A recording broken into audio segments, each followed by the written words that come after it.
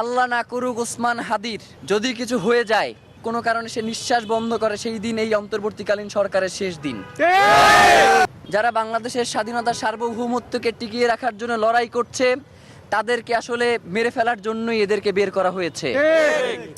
সুতরাং এই দায় কোনোভাবেই অন্তর্বর্তীকালীন সরকার এড়াতে পারে না। আমরা কোনোভাবেই আপনি বিমান থেকে লাফ দিবেন এবং হেলমেটে ওসমান হাদির ছবি সেখানে পোট্রে করবেন, আমরা তো ওসমান হাদির এই অচেতন অবস্থায় তাকে আপনারা পুষ্পমাল্য দিবেন, এই প্রত্যাশা আমরা রাখি নাই।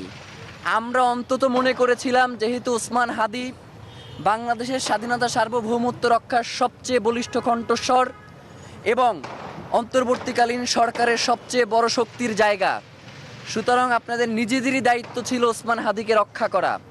যেহেতু আপনারা ওসমান হাদিকে আমরা 48 ঘন্টা সময় দিয়েছিলাম, আপনারা এই 48 ঘন্টার মধ্যে ওসমান হাদির যারা খুনি রয়েছে তাদেরকে আপনারা গ্রেফতার করতে পারেন নাই।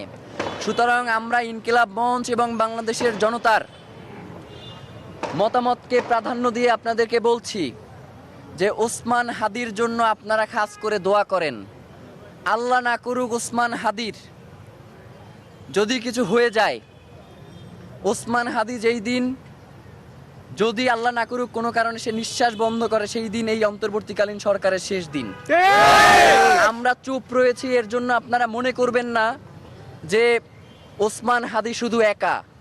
বাংলাদেশের 18 কোটি জনতা এখন ওসমান হাদি ওসমান হাদি বলে স্লোগান দেয় যে আমরাই ওসমান হাদি।